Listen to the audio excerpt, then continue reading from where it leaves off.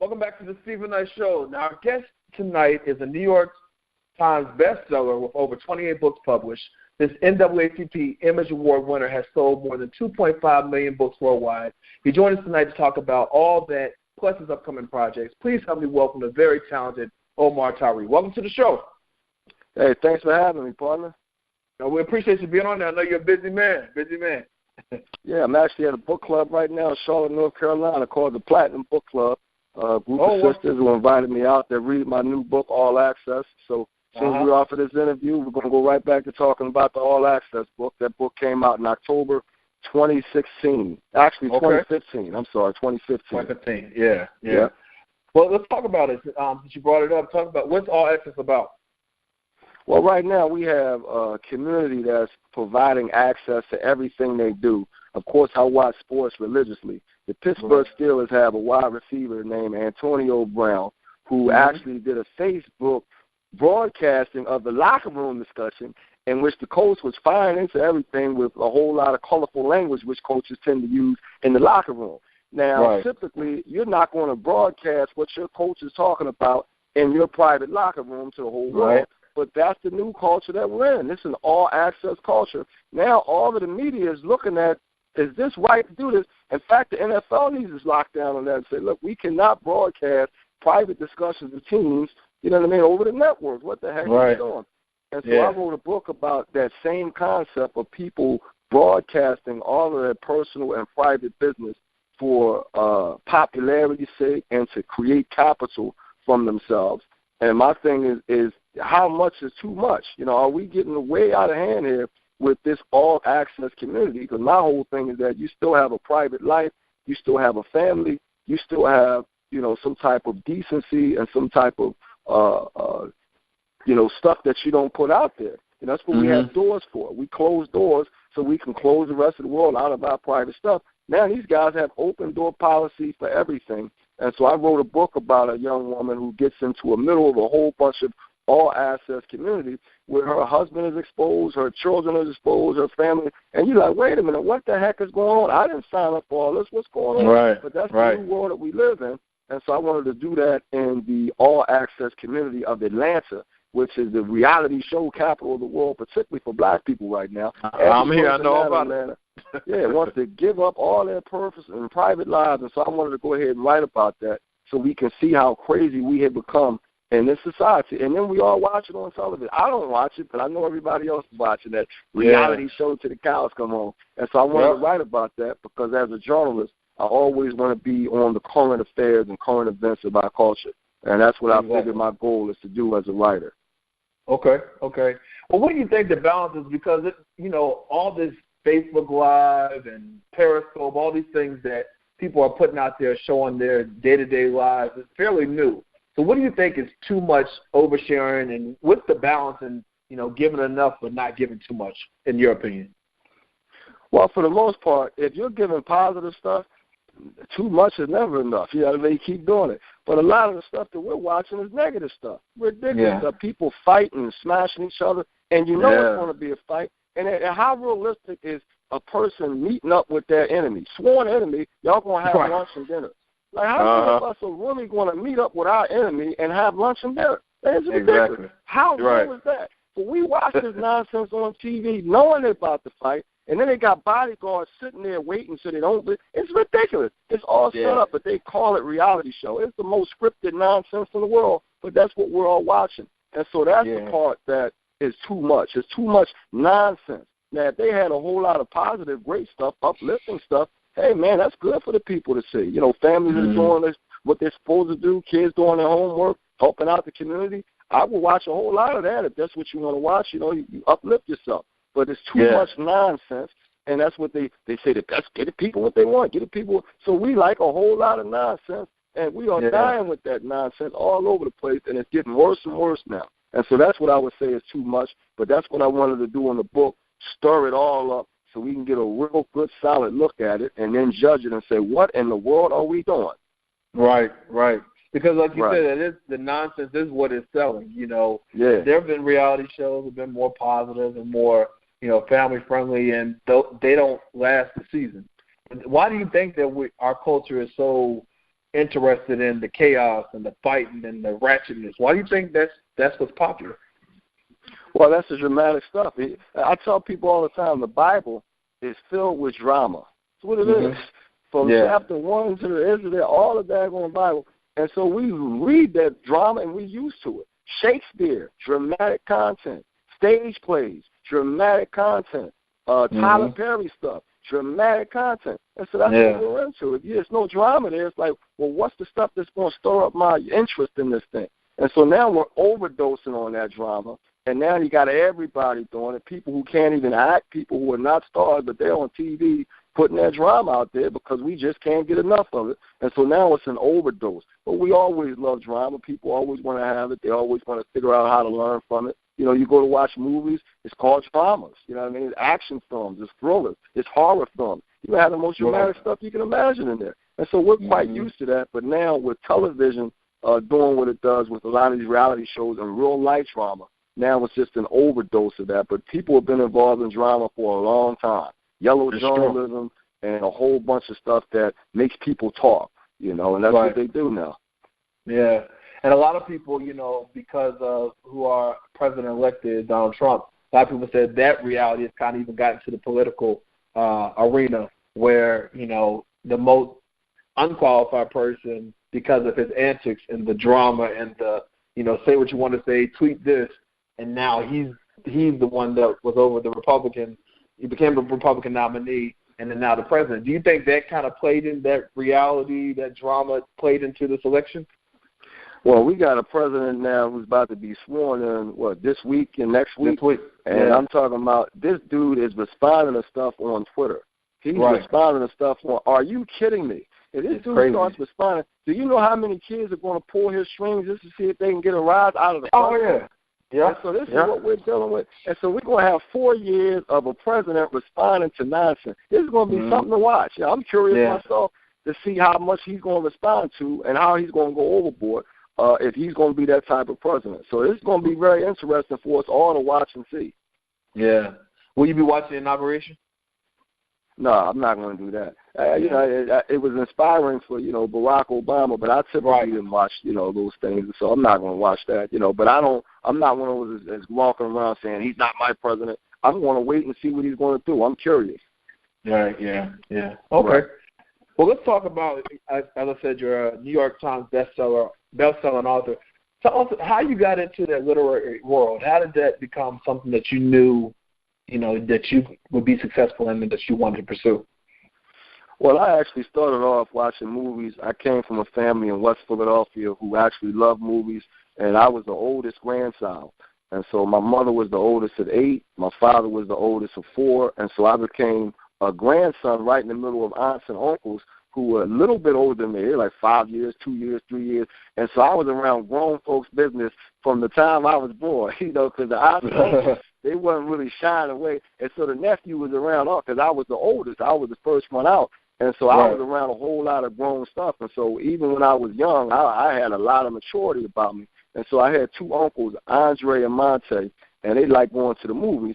And so they would babysit me while my mother went off to work. And so they would tell my mom, you know, we want to go to the movies, but we babysitting the nephew. And so my mom would pull out some money for them to take me to the movies. And then we go to the movies back then in 1970s. We would go to what they call triple features in West Philadelphia. And so in West Philadelphia, we went to this place called the Capitol Center, and they had kung fu movies. So my uncles would take me to the movies for triple feature. That means we're going to be in there 90 minutes times 3. Right, so I go in there 12 noon, and we wouldn't come out till like 7, 8 o'clock at night. So I'm all day in the movie. And then while we're walking up there, we had this famous avenue in West Philadelphia called Lancaster Avenue. And my uncles they called it bussing. They would joke about every black person, white person, Puerto Rican, anybody that walked past them, they had jokes and stuff up and I'm sitting there listening to all this stuff. And so I had uncles that were storytellers, and I go in the movies, and then I would memorize the movies and come out with scenes and lines and all that. And then my uncles got a kick out of that, and so they start saying, Omar, show everybody what scenes you can. And so I would start mimicking the movies, and so I was into that. This is a young age. I was like 5, 6, 7.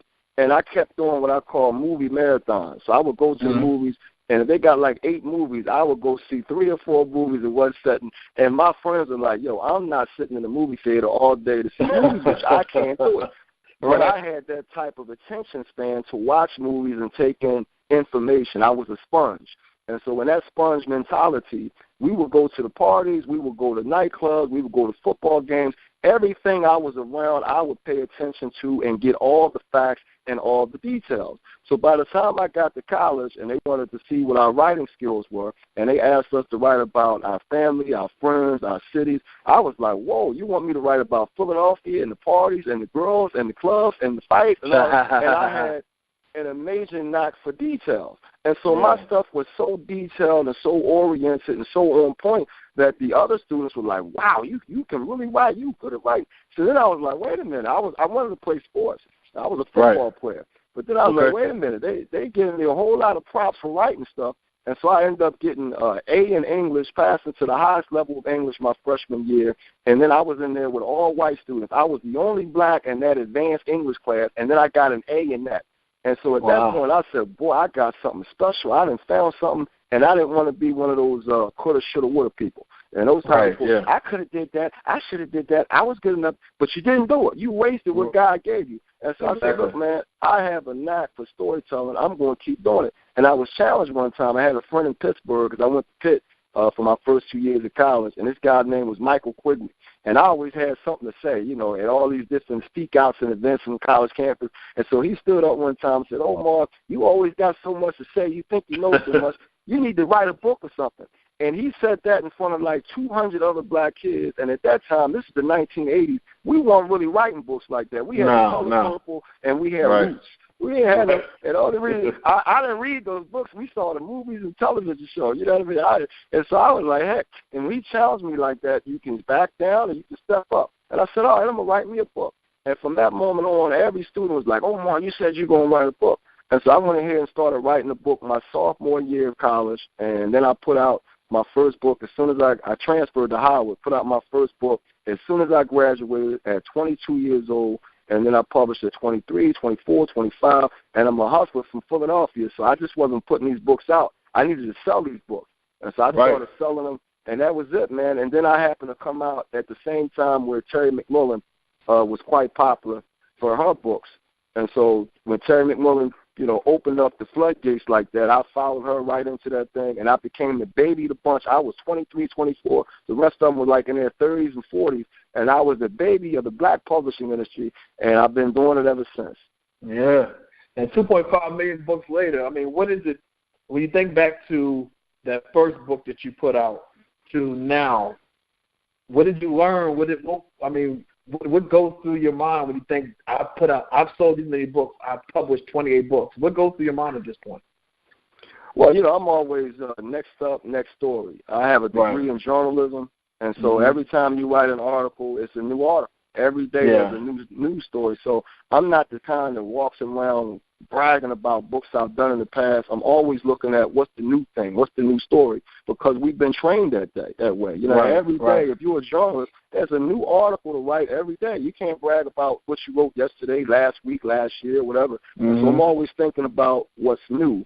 And so what's new right now is these cell phones, man. It's taking a whole lot of people away from reading. They don't have the time. They don't have the attention span. And so now I'm looking at what they do pay attention to on cell phones, and it's audio, visual, and a lot of music and video. Yeah, sure. And so I said, okay, I happen to be a person that can write songs too. And so now I'm getting into music.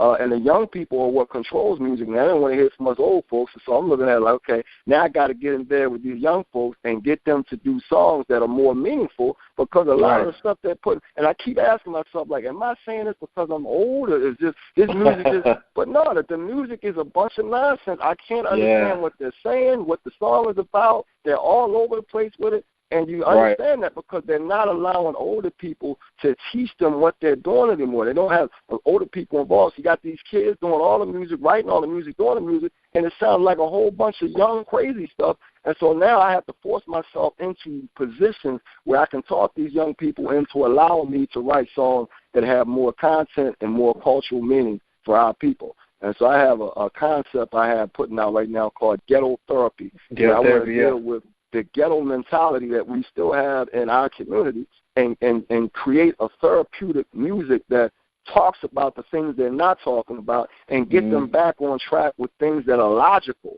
and still funky at the same time. And so that's what I'm working on now as a writer, because I'm not just a book writer. I can write films, essays, articles, poetry, and now I'm getting back into writing music, which I've been writing music for a while. I'm from Philadelphia.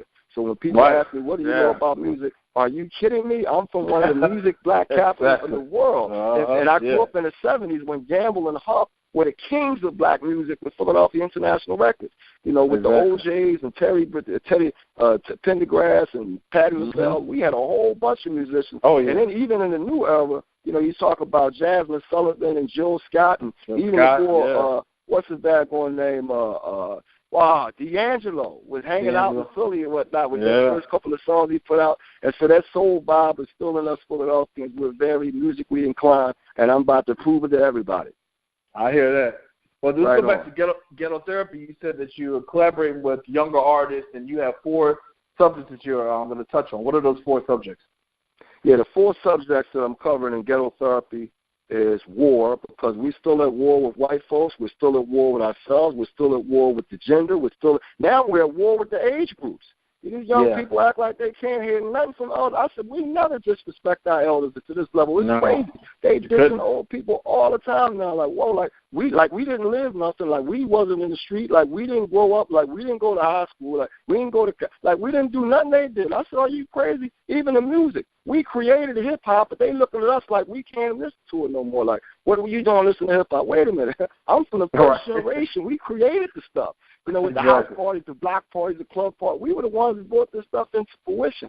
So that's important, the war that we still in. Then the love. We need more black-on-black love. We're not hearing it from the songs like we used to. The things that really we should care about. These young people are looking more at black drama than black love. You don't have the black love. They don't even have slow songs anymore. They don't do that no more. These kids don't know how to sing a slow song. I had a young girl that's 18. She didn't know how to sing a slow song. None of that. I said, wow, you talking about Anita Baker, we talking about Denise Williams, we talking about Minnie Riperton, we talking about classic love songs. They have no idea how to sing them songs now. And so love is the second component. Then the struggle. We are struggling all the time. And so now we're talking about Marvin Gaye, and we talking about, of course, a whole lot of the black power songs that came out, the funk songs that came out, the songs that had a logical reference to what was going on in the community. Those songs are no longer here. Even with hip-hop, Public Enemy, KRS-One, you know, a whole lot of guys that dealt with the issues in our culture, Queen Latifah, the Jungle Brothers, Tribe Called Quest, more cultural content. We're not hearing that now. I guess we got two guys, Kendrick Lamar and J. Cole, and the guys always bring them up. They bring them up all the time, like they the only people that can talk about black culture right now in the music. And so that's the next one, the struggle. And then the last one is the victory.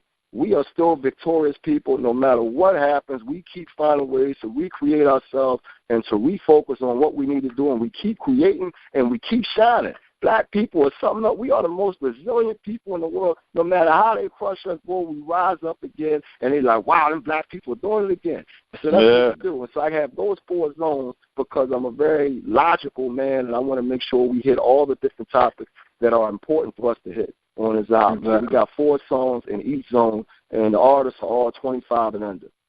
Okay, that's dope. And that's coming out when? Well, I was trying to put it out for Black History Month in February, but now negotiating with these young people is hard to do, man. They got managers, they got teams, they can't agree to nothing. They want to do everything themselves. They want the money up front. It's like, wow, 18, 19. I'm like, dude, can you put out a hit song first? Right. Blows up like a bubble. But it's like them kids, man, they think they are it now with this whole mixtape thing. They don't want to listen to them. And so it's taking me longer to do all the negotiations that I need to do. And so now we're looking at March, April before I can get this thing out. But we're going to have singles out before then. We're going to start dropping singles in the next couple of weeks. Oh, dope. Right. So what advice, a little off topic, what advice would you give, I'd say the black community, even the youth, or just everyday people going into this new president? You know, a lot of people are, you know, they have anxiety. They don't know what to expect. They're nervous. They think they're going to be pushed back 100 years. what is your advice you would give to our people?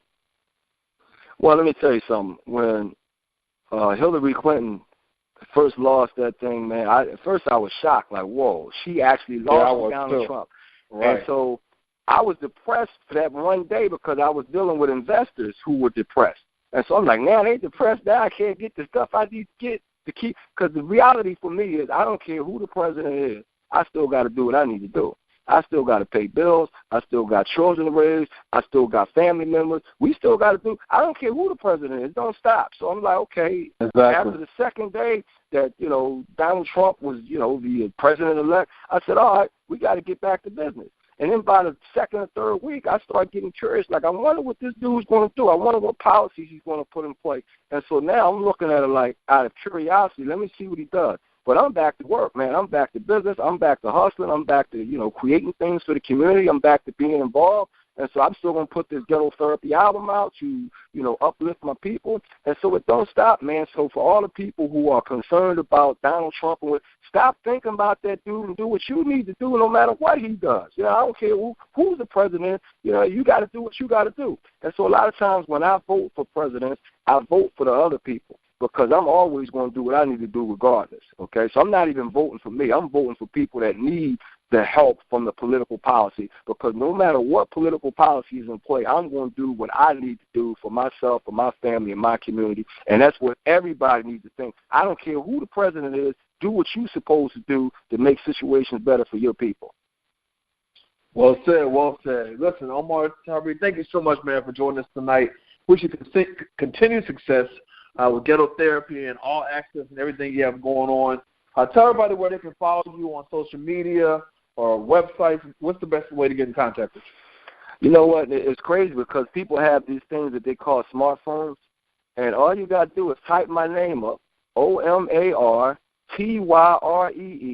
and that smartphone will send you to my website. It will send you to my Twitter page. It will send you to my Facebook page. It will send you to Amazon. It will display all types of articles and interviews of it. It's amazing. If you know how to spell my name and you type it in that phone, and so when people ask me this question, where can I get it? It's amazing me. Like, do you spell my name? Can you spell my name? If you can spell my name right and type it in a smartphone, you can find me all. I've been busy for years, and I'm all over that daggone stuff. And so it's amazing when people even ask me that, but that's the reality of the situation. Now, I'm going to give you something new. I am developing my own Omar Tyree app where I'm going to deal with music, books, and film. Okay, now that app's going to be $4.99. It's $4.99, the price of a McDonald's Happy Meal, because a lot of knowledge and stuff I'm going to be giving away on that app. I'm not doing it for free. And a lot of people want to build up free supporters. If you can't pay for a Happy Meal to come on my site and get this information, then I'm like, you know what, I'm not even going to argue with you. I'm going to keep knocking and rolling, because I give a whole lot of information all the time, and we have to value that. Okay, people will go to the daggone bar and buy a drink for $8. One time and it's gone. But you can't pay $4.99 for me. Well, I'm going to give you information every single week. So I'm looking at this app as being a new thing, because they want everything fast, quick, in a hurry from their cell phone. So now if I got an app right on your cell phone, all you got to do is press that app, and you can get the new reviews from books, movies, and film, and I'm always going to give it to you intellectual. I'm always going to give it to you straight, and I'm always going to give it to you no nonsense. I'm always going to give it to you educated and intellectual. So that's a great thing to have. And then I'm going to get you to new music that I'm working on, new film premieres, and all that kind of stuff. And then, of course, my books. I'm from the book world. And so those are the kind of things I want to do from the app, because that's the new world that we live in. All right. Well, you heard it here. Again, man, thank you so much for dropping the knowledge on us, and keep doing what you're doing. And we'll definitely be following you. All right, thank you. So that's the Omar Tyree app. It'll be out by February. February. All right, y'all check it out. We'll be right back after this. Thank you, partner.